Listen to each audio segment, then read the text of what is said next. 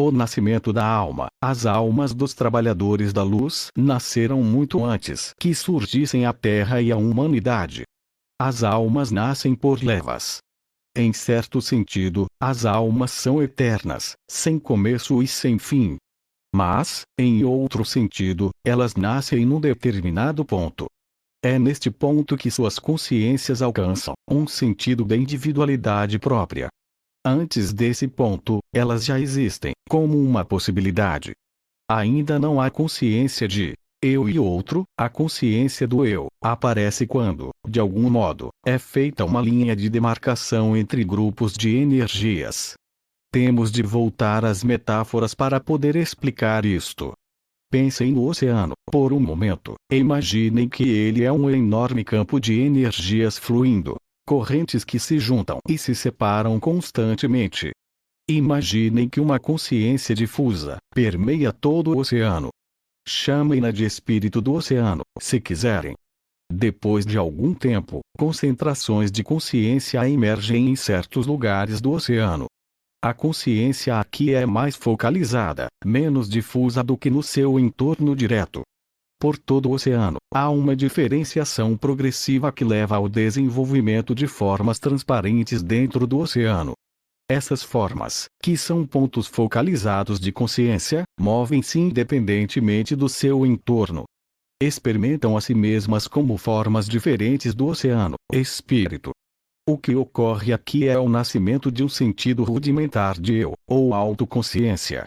Porque os pontos focalizados de consciência apareceram em algumas partes do oceano, e não em outras? Isto é muito difícil de se explicar. No entanto, vocês podem sentir que há algo muito natural neste processo. Se atirarem sementes num campo de terra, vocês notarão que as pequenas plantas que brotarem crescerão cada uma no seu próprio tempo e ritmo. Uma não crescerá tanto, ou tão facilmente quanto a outra. Algumas nem sequer crescerão. Há diferenciação através do campo. Por quê? A energia do oceano, o espírito do oceano, intuitivamente procura a melhor expressão possível para todas as suas múltiplas correntes ou camadas de consciência. Durante a formação de pontos individuais de consciência no oceano, há um poder externo que trabalha sobre o oceano, ou assim parece. Esse é o poder da divina inspiração, que pode ser concebido como o aspecto masculino daquele que criou vocês. Enquanto o oceano representa o lado feminino, receptivo, o aspecto masculino pode ser visualizado como raios de luz derramando-se no oceano, que intensificam o processo de diferenciação e a separação em massas individuais de consciência. Eles são como os raios de sol que aquecem a sementeira. O oceano e os raios de luz juntos formam uma entidade ou ser que pode ser chamado de arcanjo. É uma energia arquetípica que integra ambos os aspectos masculino e feminino em si mesma, e é uma energia angélica que se manifesta ou se expressa para vocês. Voltaremos à noção de arcanjo mais tarde, com mais detalhes, no último capítulo da série Trabalhadores da Luz, chamado Seu Ser de Luz.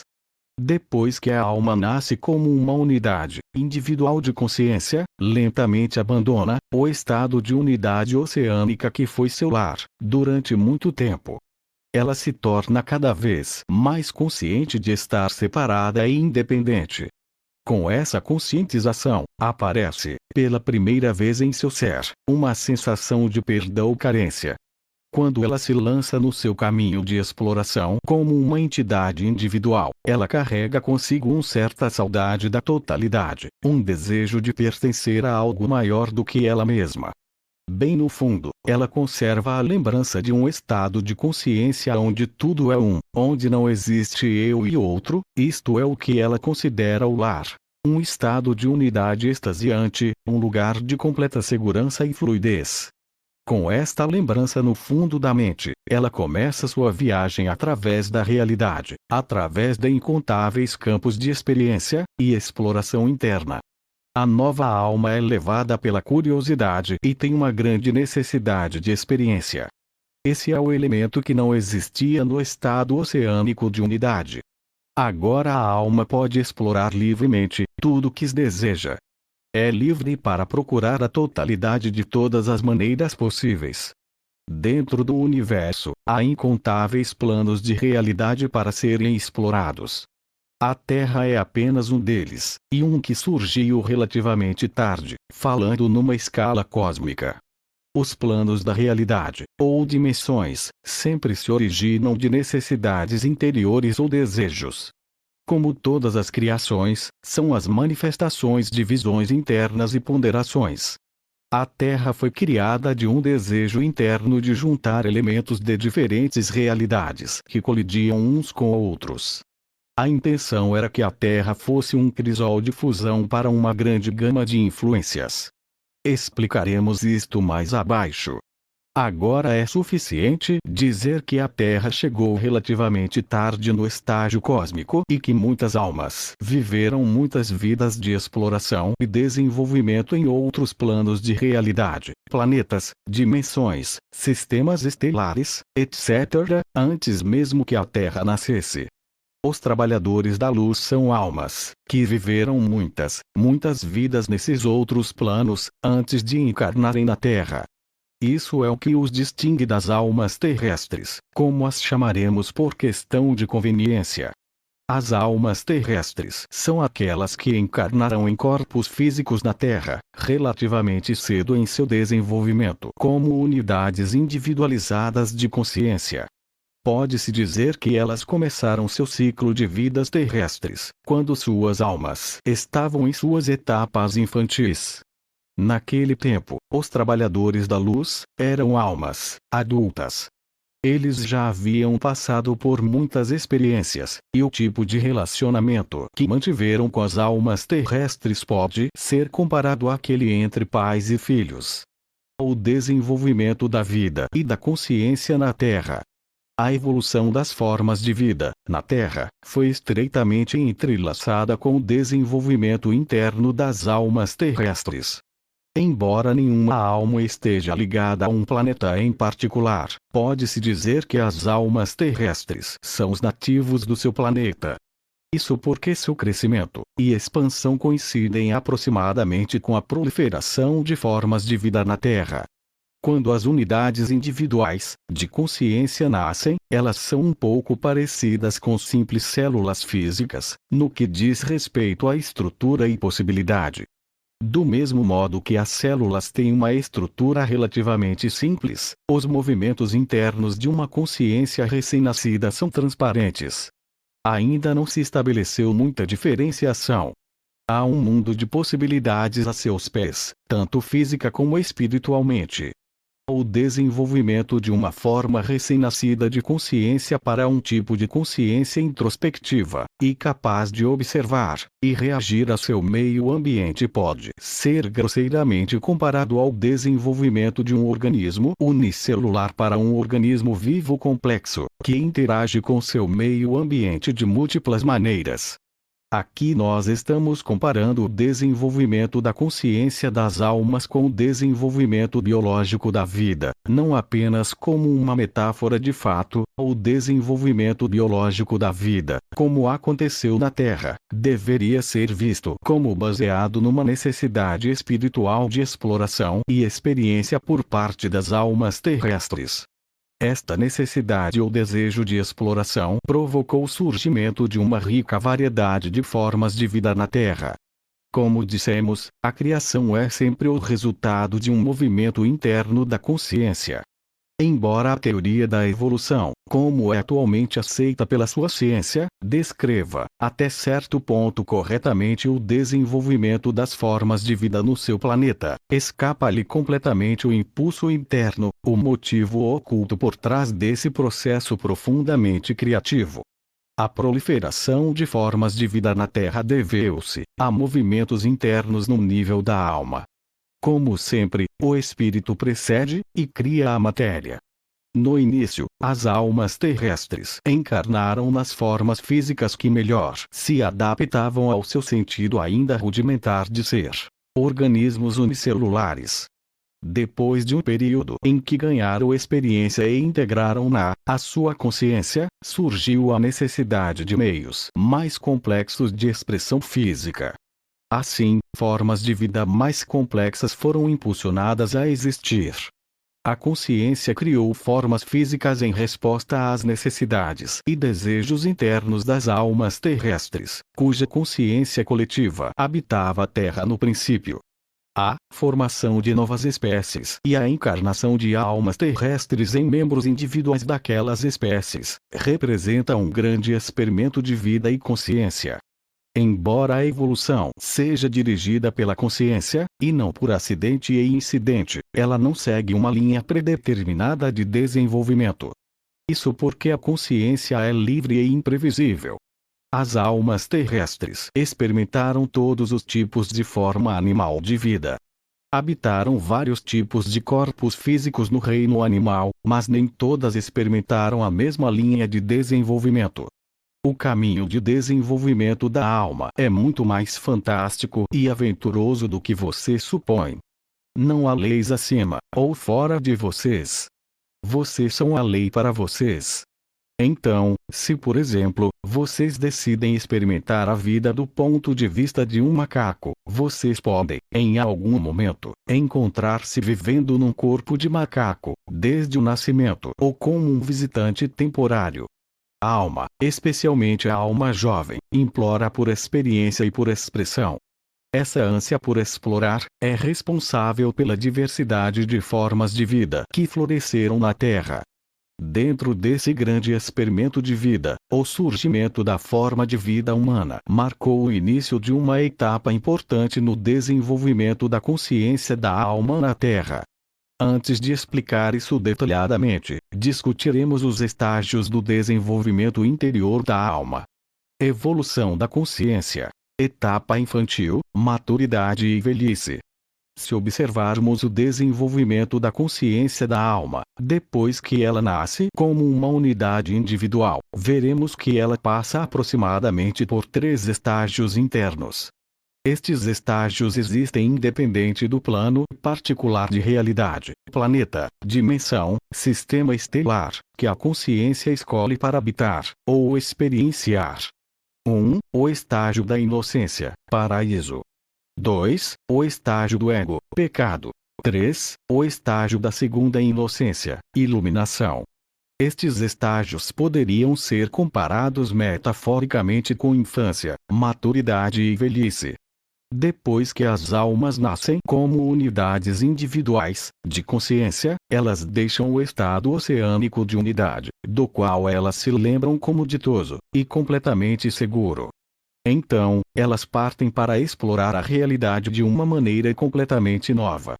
Lentamente elas se tornam mais conscientes de si mesmas e de como são únicas em comparação com seus companheiros de viagem. Neste estágio, elas são muito receptivas e sensíveis, como uma criança pequena que observa o mundo com os olhos bem abertos, expressando curiosidade e inocência. Este estágio pode ser chamado de paradisíaco, já que a experiência de unidade e segurança ainda está fresca na memória das almas recém-nascidas. Elas ainda estão perto do lar. Ainda não questionam o seu direito de ser quem são. Conforme a viagem continua, a lembrança do lar vai se desvanecendo, enquanto as almas mergulham em tipos diferentes de experiência. No começo, tudo é novo, e tudo é absorvido sem julgamento no estágio da infância. Um novo estágio se estabelece, quando a jovem alma começa a experienciar a si mesma como o ponto focal de seu mundo. É então que ela realmente começa a se dar conta de que existe algo como eu e outro. Ela começa a perceber como pode influenciar seu meio ambiente ao agir sobre ele. A própria ideia de fazer algo que surge da sua própria consciência é nova. Antes, havia uma aceitação mais ou menos passiva de tudo que fluía. Agora, há dentro da alma uma noção crescente do seu poder de exercer influência naquilo que ela vivencia. Este é o começo do estágio do ego. O ego originalmente representa a habilidade de usar sua vontade para afetar o meio externo. Por favor, notem que a função original do ego é simplesmente capacitar a alma a experienciar a si própria, totalmente como uma entidade separada. Isto é um desenvolvimento natural e positivo dentro da evolução da alma. O ego não é mau em si mesmo. Entretanto, ele tende a ser expansivo ou agressivo. Quando a alma, nova, descobre sua capacidade de influenciar seu meio ambiente, ela se apaixona pelo ego. Bem no fundo, ainda existe uma dolorosa lembrança na alma, agora amadurecida, que lhe recorda o lar, que lhe recorda o paraíso perdido. O ego parece ter uma resposta para esta dor, para esta saudade. Parece que ele dá à alma a capacidade de controlar ativamente a realidade. Ele intoxica a alma ainda jovem com a ilusão do poder. Se alguma vez houve uma queda da graça, ou uma queda do paraíso, isso aconteceu quando a jovem consciência da alma se encantou com as possibilidades do ego, com a promessa de poder. No entanto, o verdadeiro propósito do nascimento da consciência como alma individual é explorar, experimentar tudo o que há, tanto o paraíso como o inferno, tanto a inocência como o pecado. Portanto, a queda do paraíso não foi um erro. Não existe culpa ligada a isto, a menos que vocês assim acreditem. Ninguém os culpa, além de vocês mesmos. Quando a alma jovem amadurece, ela muda para uma forma autocentrada de observar e experienciar as coisas. A ilusão do poder realça a separação entre as almas, em lugar de conectá-las. Por causa disso, a solidão e um sentido de alienação se estabelecem dentro da alma.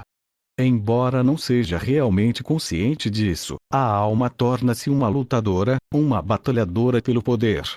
O poder parece ser a única coisa que acalma a mente, por um tempo. Acima, nós distinguimos um terceiro estágio no desenvolvimento da consciência da alma. O estágio da iluminação, segunda inocência ou velhice. Teremos muito a dizer a respeito deste estágio, e principalmente, a respeito da transição da segunda para a terceira etapa, nas próximas mensagens desta série, especialmente em Do Ego ao Coração, partes 3º e 4ª. Agora, retornaremos à história das almas terrestres e esclareceremos como o despertar do estágio do ego se ajusta ao aparecimento do homem na Terra.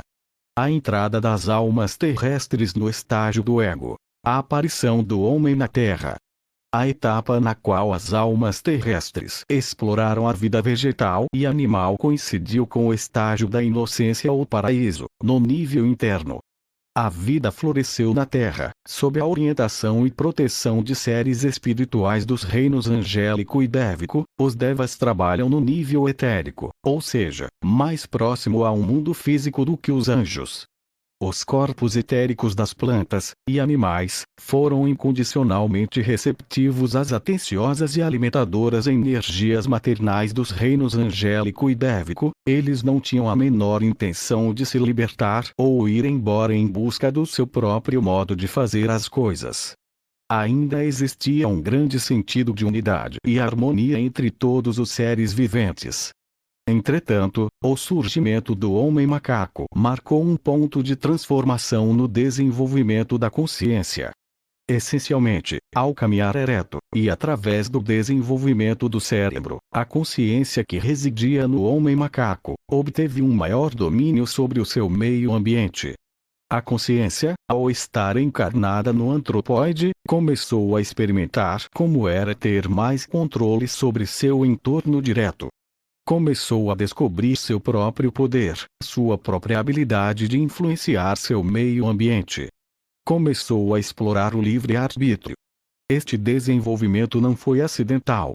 Foi uma resposta a uma necessidade interior, sentida pelas almas terrestres, uma necessidade de explorar a individualidade em níveis mais profundos que anteriormente. A crescente autoconsciência das almas terrestres preparou o palco para a aparição do homem em termos biológicos, o ser humano que conhecemos. Quando as almas terrestres ficaram prontas para entrar no estágio do ego, a criação do homem capacitou-as a experimentar uma forma de vida com livre-arbítrio. E também dotou as consciências encarnadas com uma percepção maior do eu, como o oposto ao outro. Com isso, estava preparado o palco para possíveis conflitos entre o meu interesse e o seu interesse, o meu desejo e o seu desejo. O indivíduo estava se desprendendo da unidade manifesta, da ordem natural de dar e receber, para descobrir quais outros caminhos estavam disponíveis. Isto marcou o fim do paraíso na Terra, mas pedimos que considerem isso, não como um evento trágico, mas como um processo natural, como as estações do ano.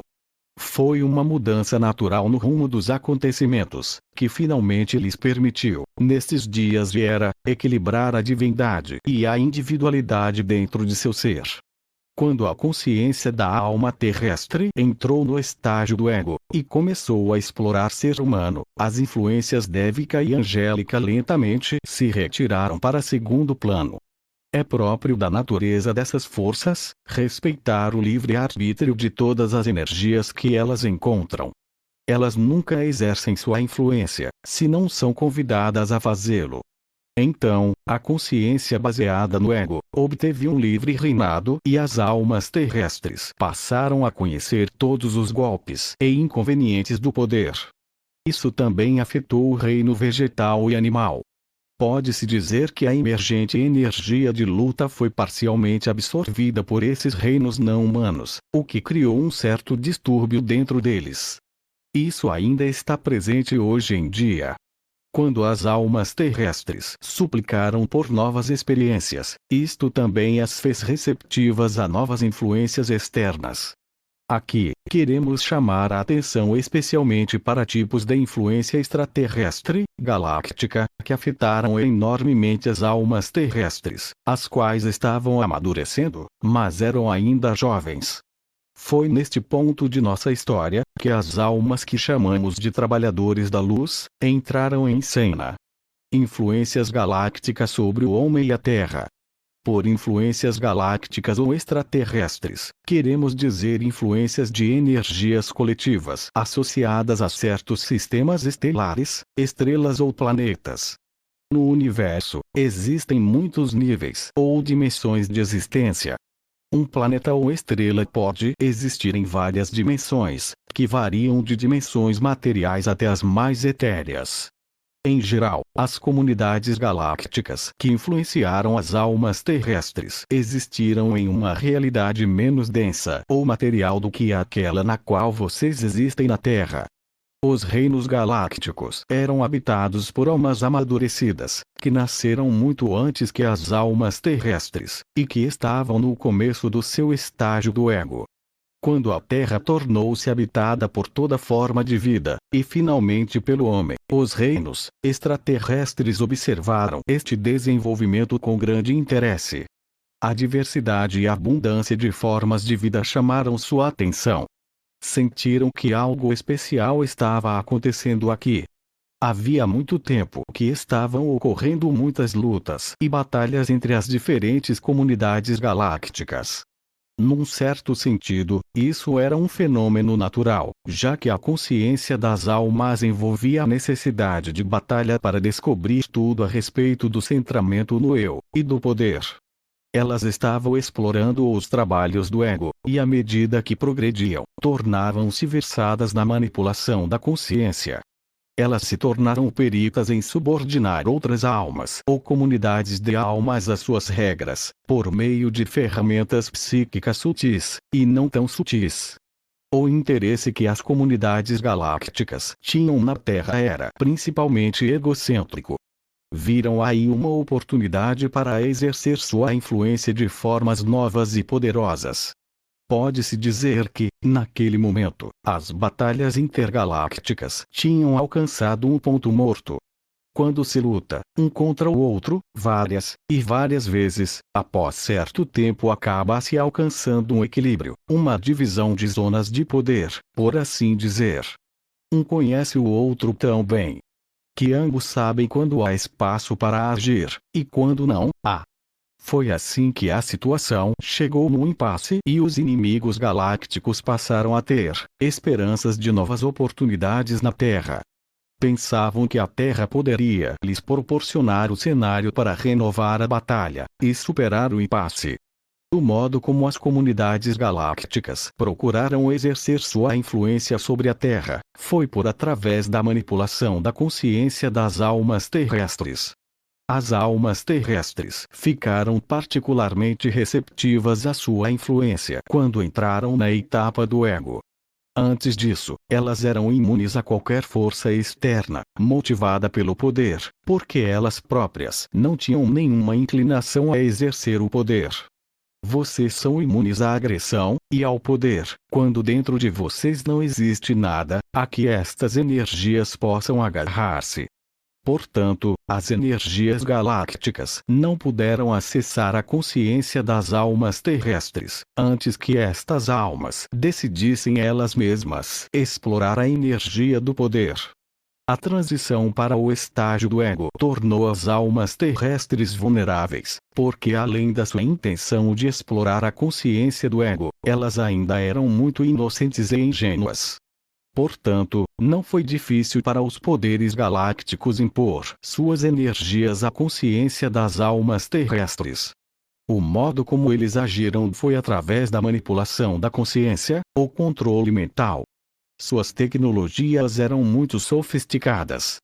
Eles tinham principalmente ferramentas psíquicas, não muito diferentes da lavagem cerebral através da sugestão hipnótica subconsciente.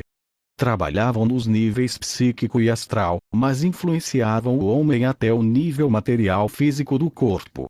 Eles influenciavam o desenvolvimento do cérebro humano, limitando a quantidade de experiências disponíveis para os seres humanos. Essencialmente, eles estimulavam padrões de pensamento e emoções baseados no medo.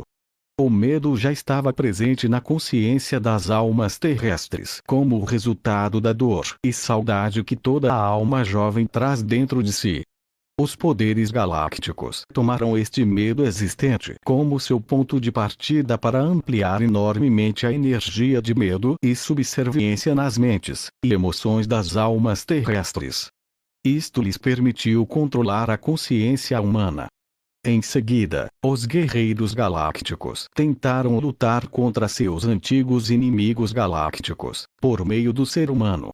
A luta pelo poder sobre a humanidade foi uma luta entre velhos inimigos galácticos que utilizaram seres humanos como seus testas de ferro. O tenro sentido da individualidade e autonomia das almas da Terra foi cortado em seus primórdios por esta violenta intervenção, esta guerra pelo coração da humanidade. Entretanto, os interventores galácticos não puderam verdadeiramente privar as almas da Terra de sua liberdade. Por mais massiva que tenha sido a influência extraterrestre, a essência divina dentro de cada consciência de alma individual manteve-se indestrutível. A alma não pode ser destruída, embora sua natureza livre e divina possa ficar velada por um longo tempo. Isto está relacionado com o fato de que o poder, no fim das contas, não é real. O poder sempre alcança seu objetivo através das ilusões do medo e da ignorância. Ele pode somente esconder e velar as coisas. Não pode verdadeiramente criar ou destruir nada.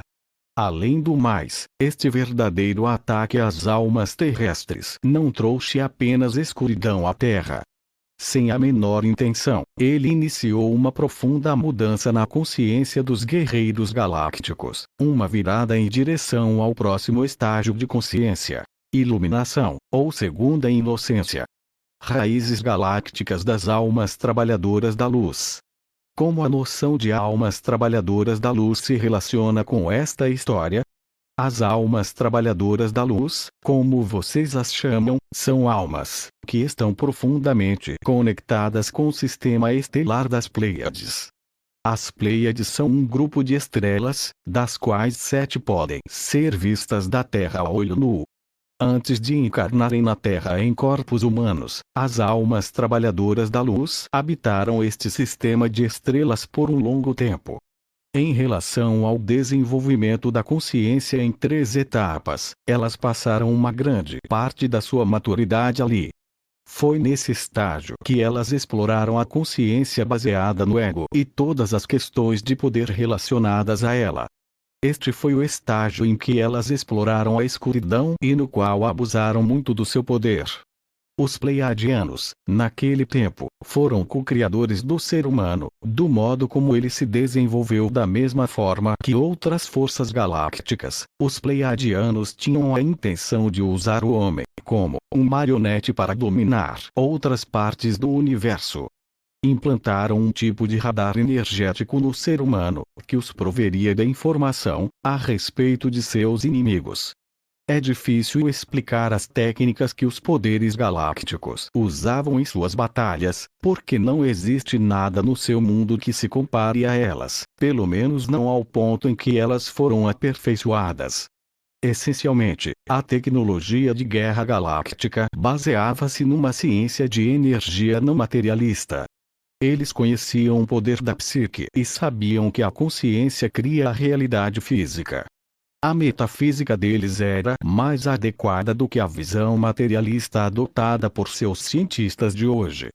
Como a sua ciência concebe a consciência como um resultado dos processos materiais, ao invés do contrário, ela não pode se aprofundar nos poderes criativo e causal da mente. Na era do Cro-Magnon, os Pleiadianos interferiram no desenvolvimento natural do homem, em um nível genético. Essa interferência genética deveria ser concebida como o auge do processo de manipulação. Eles imprimiam o cérebro, consciência humano com determinadas formas de pensamentos que afetavam a camada física, celular do organismo. O efeito dessas impressões mentais era que um elemento robótico, mecânico, era instalado no cérebro humano, o que tirava parte da força natural e da autoconsciência do ser humano. Era um implante artificial que tornava o homem mais adequado como instrumento para as metas estratégicas dos Pleiadianos. Ao interferirem deste modo no desenvolvimento da vida na Terra, os Pleiadianos violaram o curso natural das coisas. Eles não respeitaram a integridade das almas terrestres, que habitavam as espécies humanas em evolução. De certo modo, eles roubaram delas o seu, recém-adquirido, livre-arbítrio. Em certo sentido, ninguém pode roubar o livre-arbítrio das almas, como indicamos acima. Entretanto, em termos práticos, devido à superioridade dos Pleiadianos em todos os níveis, as almas terrestres perderam grande parte do seu sentido de autodeterminação. Os Pleiadianos viam os seres humanos essencialmente como ferramentas, como coisas que os ajudavam a alcançar suas metas. Naquele estágio, eles não estavam preparados para respeitar a vida como valiosa em si mesma. Eles não reconheciam no outro, seus inimigos ou seus escravos, uma alma vivente, igual a eles mesmos. Porém, não há nenhuma intenção de se fazer um julgamento disto, já que tudo é parte do grande e profundo desenvolvimento da consciência. Eu, mesmo, Yeshua, fiz parte desta história. Eu mesmo passei pelos extremos da dualidade, praticando atos de maldade, assim como atos de luz. No nível mais profundo, não existe culpa, somente livre escolha. Não existem vítimas, nem agressores. Em última análise, existe apenas experiência. Mais tarde, vocês, as almas trabalhadoras da luz, que uma vez empregaram estes métodos escuros de opressão, julgaram a si mesmos, muito severamente por seus atos. Mesmo agora, vocês ainda carregam consigo um profundo sentimento de culpa, do qual são parcialmente conscientes como uma sensação de não serem suficientemente bons em qualquer coisa que façam. Esse sentimento origina-se de um mal-entendido. É importante compreender que trabalhador da luz não é algo que você simplesmente é, ou não é, é algo que você se torna, quando atravessa todo o caminho da experiência. Experimentando luz e escuridão, sendo luz e escuridão. Se tivéssemos que lhes dar um nome, nós os chamaríamos de almas crísticas, em lugar de trabalhadores da luz. Alguma vez vocês já tiveram a experiência de cometer um erro grave, que acabou mudando as coisas de uma forma positiva e inesperada. Algo semelhante aconteceu como resultado da interferência galáctica na Terra e na humanidade. No processo de imprimir suas energias nas almas da Terra, as forças galácticas, na realidade, criaram uma grande fusão de influências na Terra. Pode-se dizer que os elementos combativos dentro das diferentes almas galácticas foram implantados na humanidade como uma competição, forçando, deste modo, os seres humanos a encontrarem um modo de uni-las, ou de levá-las a uma coexistência pacífica. Embora isto tenha complicado bastante a jornada das almas terrestres, acabou criando a melhor oportunidade para uma abertura de caminho positiva, uma saída da situação de impasse a que tinham chegado os conflitos galácticos. Lembrem-se que todas as coisas estão interconectadas. Há um nível no qual as almas terrestres e as almas galácticas foram guiadas pelo mesmo propósito. Esse é um nível angélico. Toda alma é um anjo no seu âmago, falaremos disto no capítulo 10 desta série, Seu Ser de Luz. No nível angélico, tanto os guerreiros galácticos quanto as almas terrestres consentiram em fazer parte do drama cósmico esboçado acima. A interferência galáctica não só ajudou a Terra a ser o crisol de fusão que ela deveria ser, no nível angélico, mas também marcou o começo de um novo tipo de consciência dos guerreiros galácticos. De uma forma imprevista, isto marcou o final da etapa do ego, o final da maturidade para eles, e o começo de algo novo. O final do estágio do ego para os trabalhadores da luz. As guerras intergalácticas tinham chegado num beco sem saída, antes de a Terra entrar em cena. Quando a batalha recomeçou na Terra, na verdade ela se deslocou para a Terra. Com esta transposição, algo começou a mudar dentro da consciência galáctica. O tempo das guerras galácticas terminou. Embora as almas galácticas tenham continuado ativamente envolvidas com a humanidade e com a Terra, elas lentamente se retiraram para o papel de observador. Neste papel, elas começaram a se conscientizar de um tipo particular de cansaço em seu interior. Elas sentiam um vazio interno. Embora a luta e a batalha continuassem, isto não as fascinava mais como antes. E então começaram a se fazer perguntas filosóficas, tais como: qual é o significado de minha vida? Por que estou lutando o tempo todo? O poder realmente me faz feliz? À medida em que se faziam estas perguntas, intensificava-se seu aborrecimento com guerra. Os guerreiros galácticos estavam gradualmente alcançando o final do seu estágio do ego.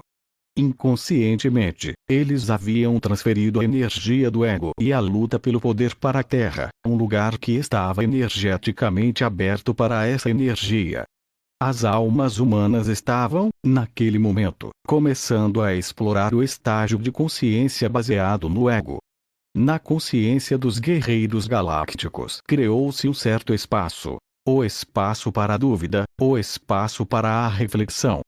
Eles entraram numa fase de transformação, que descreveremos distinguindo os seguintes passos. 1.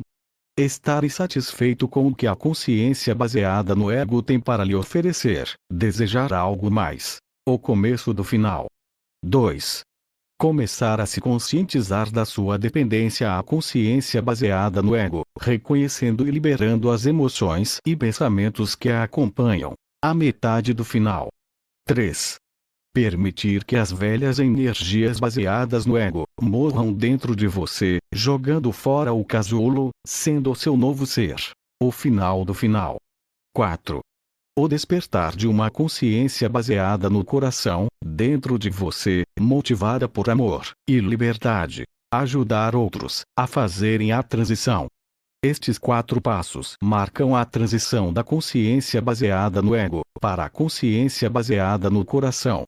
Por favor, lembrem-se que tanto a Terra e a humanidade, quanto os reinos galácticos passam por esses estágios, só que não simultaneamente. O planeta Terra agora está passando pelo estágio 3. Muitos de vocês, trabalhadores da luz, também estão passando pelo estágio 3, em sintonia com o processo interno da Terra. Alguns de vocês ainda estão lutando com o estágio 2 e alguns chegaram ao estágio 4, desfrutando das delícias, da alegria genuína e da inspiração. Entretanto, grande parte da humanidade não deseja abandonar a consciência baseada no ego, de jeito nenhum. Eles ainda não entraram na etapa 1 da fase de transição. Isto não é algo para se julgar nem se criticar, ou pelo qual se afligir.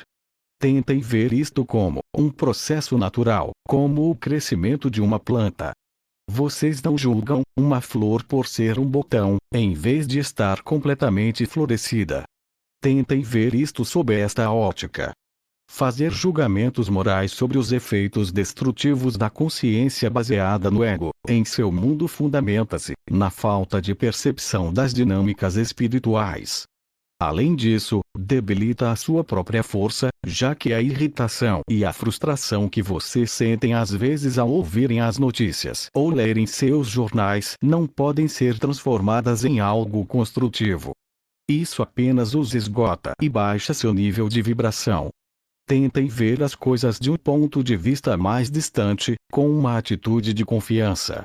Tentem perceber intuitivamente as correntes ocultas, na consciência coletiva, as coisas que vocês raramente leem ou escutam nos seus meios de comunicação.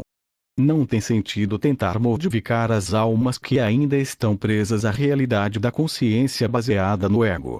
Elas não querem a sua ajuda, pois ainda não estão abertas às energias baseadas no coração, que vocês, trabalhadores da luz, desejam compartilhar com elas. Embora elas pareçam necessitar da sua ajuda, enquanto elas não a quiserem, elas não a necessitam. É muito simples. Os trabalhadores da luz gostam muito de dar e ajudar, mas frequentemente perdem seu poder de discernimento nessa área. Isto leva a uma perda de energia e pode resultar em autodesconfiança e frustração por parte dos trabalhadores da luz. Por favor, usem seu poder de discernimento aqui, pois o desejo de ajudar pode tragicamente se transformar numa armadilha para os trabalhadores da luz, que os impede de completar realmente o passo 3 da transição. Discutiremos a noção de ajudar mais adiante, em Do Ego ao Coração 4, e armadilhas no caminho de tornar-se um curador. Agora terminaremos nossa descrição dos trabalhadores da luz no final do seu estágio do ego. Como dissemos, naquele tempo vocês pertenciam ao sistema estelar das Pleiades, e vocês, como outros impérios galácticos, interferiram na humanidade quando o ser humano moderno tomava forma. Quando passaram a desempenhar cada vez mais o papel de observadores, vocês cansaram de lutar. O poder que vocês buscaram por tanto tempo resultou num tipo de dominação que aniquilava as qualidades únicas e individuais daquilo que vocês dominavam. Portanto, nada de novo podia entrar na sua realidade. Vocês matavam tudo o que era outro. Esta forma de proceder fez com que, depois de um tempo, sua realidade se tornasse estâtica e previsível. Quando vocês se conscientizaram do vazio existente na luta pelo poder, sua consciência se abriu para novas possibilidades. Surgiu um desejo por algo mais. Vocês tinham completado o passo 1 da transição para a consciência baseada no coração. As energias do ego, que tinham reinado livremente por anos, assentaram-se e abriram o espaço para algo mais. Em seus corações, brotou uma nova energia, como uma tenra flor. Uma voz sutil e tranquila começou a falar-lhes do lar, um lugar que vocês uma vez conheceram, mas cujo rastro vocês tinham perdido ao longo de seu caminho. Internamente, vocês sentiram saudades de casa. Exatamente como as almas terrestres, vocês experimentaram o estado oceânico de unidade, do qual cada alma nasce. E gradualmente evoluíram, a partir desse oceano, para unidades individuais de consciência. Como essas pequenas almas, vocês se deleitaram com a exploração, enquanto, ao mesmo tempo, carregavam dentro de si a dolorosa lembrança de um paraíso que vocês tiveram que deixar para trás. Quando, mais tarde, vocês entraram no estágio da consciência baseada no ego, esta dor ainda continuou dentro de vocês. Essencialmente, o que vocês tentaram fazer foi preencher esse vazio em seu coração com o poder. Procuraram preencher a si mesmos, jogando o jogo de lutar e conquistar. O poder é a energia que mais se opõe à unidade. Ao exercerem poder, vocês isolam-se do outro. Ao lutarem pelo poder, vocês distanciam-se mais ainda do lar, a consciência da unidade. O fato de o poder afastá-los do lar, ao invés de aproximá-los, foi ocultado de vocês por muito tempo, já que o poder está fortemente ligado à ilusão. O poder pode facilmente ocultar sua verdadeira face de uma alma ingênua e inexperiente.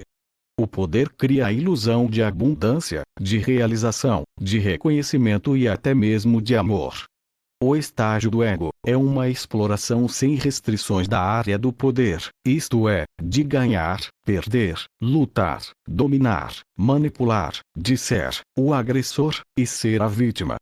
No nível interno, a alma se dilacera durante esta etapa. O estágio do ego está vinculado a um ataque à integridade da alma. Por integridade, queremos dizer a unidade natural e a totalidade da alma. Ao passar para a consciência baseada no ego, a alma entra no estado de esquizofrenia. Ela perde a sua inocência. Por um lado, ela batalha e conquista, por outro, ela percebe que é errado causar danos ou destruir outros seres vivos. Não é tão errado, de acordo com algumas leis ou julgamentos objetivos, mas a alma percebe, subconscientemente, que está fazendo algo que se opõe à sua própria natureza divina. Criar e dar vida fazem parte da natureza da sua própria essência divina. Quando a alma age a partir de um desejo de poder pessoal, bem no fundo de si, surge um sentimento de culpa. Aqui também não há julgamento externo sobre a alma que se diz culpada. A própria alma percebe que está perdendo sua inocência e pureza. Enquanto por fora, ela persegue o poder, um sentimento crescente de indignidade vai comendo-a por dentro. O estágio da consciência baseada no ego é uma etapa natural na jornada da alma. Na realidade, ela envolve a exploração completa de um dos aspectos de ser da alma. A vontade. Sua vontade constitui a ponte entre o mundo interno e o mundo externo. A vontade é essa parte de vocês que focaliza a energia da sua alma no mundo material. A vontade pode ser inspirada pelo desejo de poder ou pelo desejo de unidade. Isto depende do estado da sua percepção interior. Quando uma alma chega no final do estágio do ego, a vontade se torna, cada vez mais, uma extensão do coração. O ego, ou a vontade pessoal, não são destruídos, mas fluem de acordo com a sabedoria e a inspiração do coração. Neste ponto, o ego aceita o coração como seu guia espiritual. A integridade natural da alma se restabelece.